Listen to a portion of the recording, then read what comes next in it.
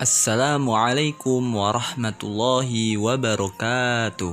Bismillahirrahmanirrahim. Alhamdulillahi rabbil alamin. Allahumma salli wa sallim ala Sayyidina Muhammadin wa ala ali Sayyidina Muhammad. Materi kali ini tentang hadis mudabbaj pada halaman 41. Qala musannif rahimallahu ta'ala wa nafa'na bihi wa bi ulumihi fid dharaini amin ya rabbal alamin. Al-mudabbaju, hadis mudabbaj. Hadis mudabbaj huwa yaitu ma rawahu kullu qarinin an qarinihi. Hadis yang telah diriwayatkan oleh setiap orang yang semasa dari semasanya. Jadi hadis yang diriwayatkan oleh orang yang satu masa bebarengan, yaitu dari rawi satu dengan rawi yang lain, dari rawi sebelumnya itu satu kurun atau satu masa, yakni yaitu akhahu al-musawilahu, yaitu saudara yang sepadannya, yang setara, yang sama Fisini dalam usia, fisini dalam usia, wassanadi dan sanad. Ai al-akhdu an syuyuhi, ai al-akhdu an syuyuhi, yaitu mengambil dari guru-guru, mengambil dari guru-guru. Ka riwayati Aisyata, seperti riwayat Siti Aisyah, an Abi Hurairah, dari Abu Hurairah, wal aksu dan sebaliknya. Jadi hadis mudabbaj itu adalah hadis yang diriwayatkan dari rawi, yaitu semasa, rawi satu dan yang lainnya itu semasa. Artinya apa? Artinya sezaman, masih teman. Nah, ketika hadis tersebut diriwayatkan oleh rawi yang mana rawi ini meriwayatkan dari rawi yang lain yang satu masa, artinya satu angkatan, berarti itu dinamakan hadis mudabbaj. Ini dicontohkan seperti Aisyah meriwayatkan dari Abu Hurairah. Nah, di sini kan satu tingkatan. Nah, satu angkatan yaitu angkatan sahabat. Nah, ini namanya satu masa. Nggak harus satu usia, nggak harus, akan tetapi satu angkatan. Ketika hadis tersebut mudabbaj, itu bagaimana hukumnya? Hukmuhu, adapun hukumnya, annahu kasabiqihi. Hadis ini seperti hadis sebelumnya. Hadis sebelumnya itu apa? Kemarin yaitu pembahasan dari hadis al-mudraj. Hadis mudraj yang memasukkan kata lain selain hadis dalam hadis. Nah, itu berarti fleksibel. Qad yakunu sahihan, terkadang sahih au hasanan, atau hasan, au dhaifan, atau dhaif. Jadi fleksibel melihat sifat qabulnya. Hadis berikutnya al-muttafiq wal muftarik. Hadis muttafiq dan muftarik. Muttafiq itu cocok, hadis yang cocok lafadznya. Kalau muftarik itu berbeda. Nah, nanti definisinya akan kita bahas. Wa huwa yaitu mattafaqa lafdhuhu, hadis yang sama lafadznya, cocok lafadz satu dengan yang lain itu sama. Wa khattuhu, dan tulisannya sama, khotnya sama, dan lafadznya sama. Itu. Akan tetapi waftaroko, dan berbeda maknahu, maknanya. Tulisannya sama, lafadznya sama, akan tetapi maknanya berbeda.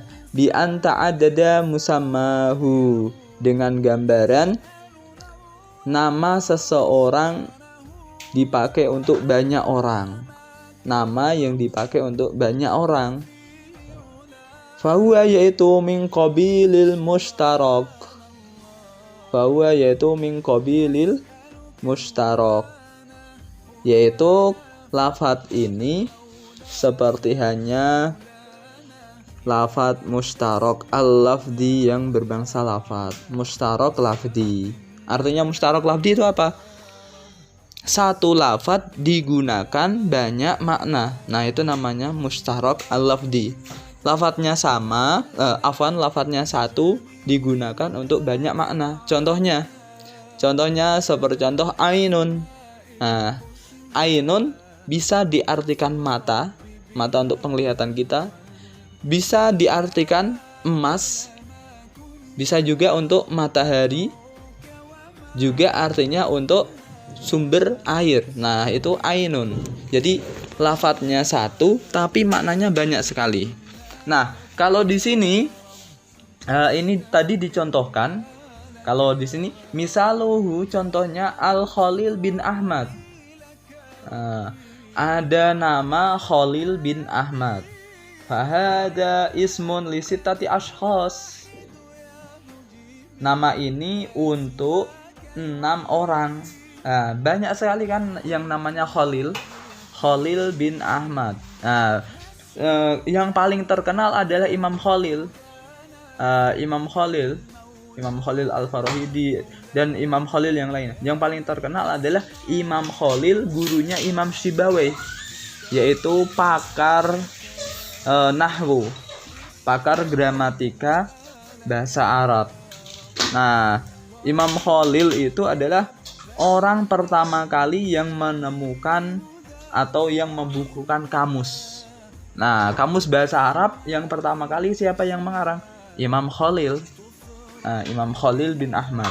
Akan tetapi Imam Khalil bin Ahmad itu tidak beliau aja, akan tetapi banyak sekali sama namanya persis Khalil bin Ahmad. Bapaknya juga namanya Ahmad. Nah, ini berarti ini namanya mutafik muftarik, sama tapi beda tapi sama. Nah, itu namanya sama akan tetapi orangnya berbeda. Kullun minhum yumsamma Al-Khalil bin Ahmad. Setiap dari mereka dinamakan Khalil bin Ahmad. Nah, ini namanya muttafiq muftarik, sama tapi berbeda. Nah, kemudian al-mu'talif wal mukhtalif.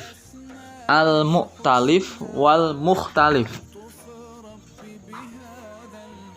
Ini hampir mirip, cuma lafadznya aja yang berbeda. Mu'talif ya artinya sama, mukhtalif berbeda. Wa huwa yaitu alladzi ittafaqa min jihatil khatti. Hadis yang sama dari sisi khotnya. Khot itu adalah cara penulisan. Wal kitabati dan tulisannya. Nah, kalau kitabah itu tulisan, beda kan? Tulisan dan cara penulisan. Beda. Wakhtalafa dan berbeda min jihatil lafzi, dari sisi lafadznya. Arti daripada sisi lafadz itu cara mengucapkan, cara melafatkannya. Paham dong? Lafadz itu berarti cara melafatkannya. Contohnya, misaluhu, contohnya asidun. Nah, itu kata yang pertama dan yang kedua sama penulisannya, akan tetapi pelafatannya berbeda. Yang pertama kita membacanya asid, yang kedua kita membacanya usaidun. Asidun sama usaidun ini cara penulisannya sama, akan tetapi pelafatannya berbeda. Contoh yang lain, Hamid sama Humaid. Hamidun, Humaidun. Sama akan tetapi berbeda pelafatannya. Kemudian imarotun sama umaroh. Ini tulisannya sama, imaroh sama umaroh. Nah, ini perbedaannya antara muttafiq dan muftarik, dan bab di sini mu'talif dan mukhtalif. Yang pertama tadi muttafiq muftarik itu tulisannya sama, pengucapannya sama, akan tetapi maknanya berbeda. Nah, kalau mu'talif dan mukhtalif tulisannya sama, akan tetapi pengucapannya berbeda. Kalau maknanya bagaimana? Otomatis maknanya juga berbeda. Nah, bayangkan kalau asidun itu apa? Gagah berani, seperti sifatnya seperti macan, gagah berani. Kalau usaid itu adalah macan kecil atau anak macan. Seperti itu. Ini adalah tentang mu'talif dan mukhtalif. Kemudian hadis berikutnya dinamakan al-maqlub. Maqlub dari kata qalaba itu qalbun. Nah, bolak-balik. Maksudnya dibalik. Nah, kalau secara istilahnya bagaimana? Huwa yaitu al-hadisul ladzi waqa'a fi matnihi. Hadis yang matannya terjadi au fi sanadihi atau dalam sanadnya taghyirun, perubahan.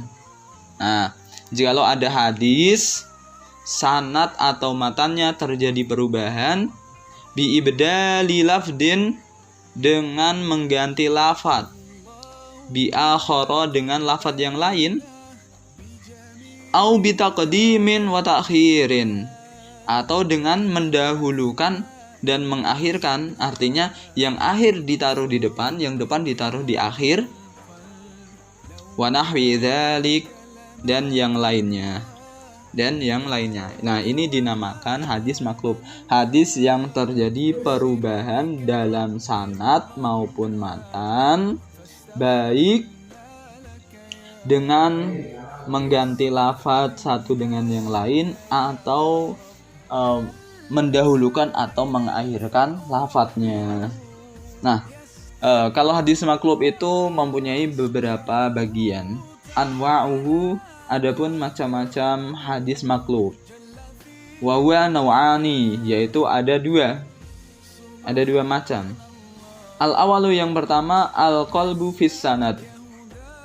Al-qalbu fis sanad, perubahan di dalam sanad. Wasuratuhu, adapun bentuknya, sanad yang dirubah, sanad yang dibalik. Nah, itu bagaimana? Yang pertama, ayyuqaddama wa yu'akhkhara ismur rawi. Yang pertama,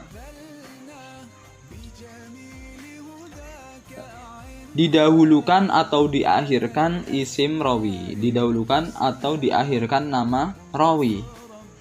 Nah, nama rawi semisal apa? Dibalik. Nah, itu berarti nanti adalah maqlub.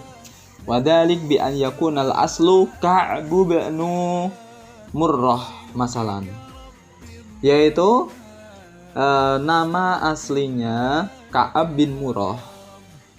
Seperti contoh, Ka'ab bin Murrah itu nama asli, kemudian dibalik. Fayaqulu, maka rawi tersebut mengatakan Murrah bin Ka'ab. Nah, ini banyak terjadi seperti ini. Ka'ab bin Murrah dibalik menjadi Murrah bin Ka'ab.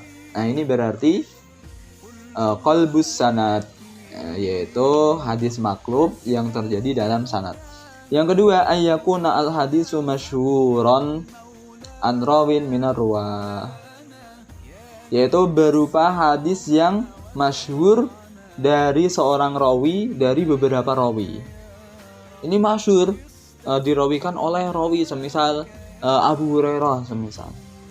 Au masyhuran bi isnadin ma, atau masyhur dengan sanad apapun.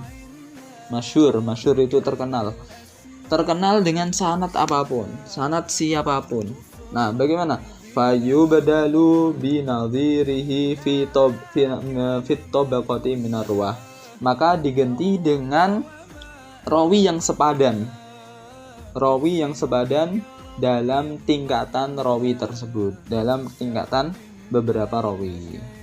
Fayubdalu binadhirihi, maka diganti dengan rawi yang sepadan fit tabaqati minar ruwati, dalam tingkatan beberapa rawi. Wadzalik mislu haditsil masyhur, yaitu seperti contoh hadis masyhur Bisalimin ibni Abdillah ibni Umar, dengan diriwayatkan oleh Salim bin Abdullah bin Umar.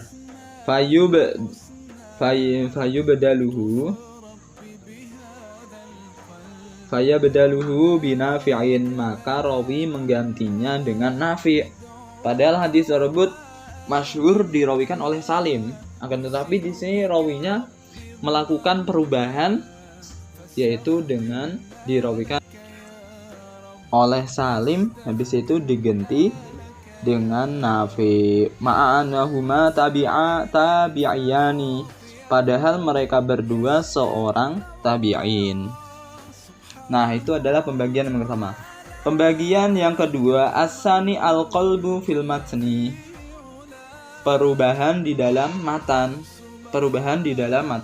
Wahuwa yaitu ayyaj'ala kalimatan minal hadisi au kalimatin fi ghairi mawdi'iha al-masyhur, yaitu menjadikan kalimat dari hadis atau beberapa kalimat pada selain tempatnya yang masyhur. Maksudnya apa? Maksudnya kata dari matan hadis tersebut dirubah, diganti, yang mana posisi awalnya kemudian dirubah ke posisi yang lain. Nah, tidak semesti yang aslinya. Itu berarti al-qalbu fil matni.